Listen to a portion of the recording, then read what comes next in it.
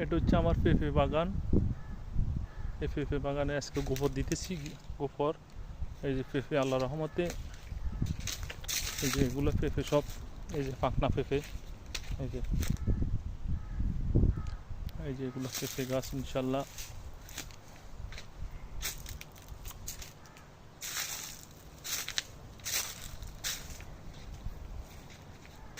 এখানে মোট 200 গাছ আছে, পেঁপে গাছ 200 আছে এখানে টোটালি।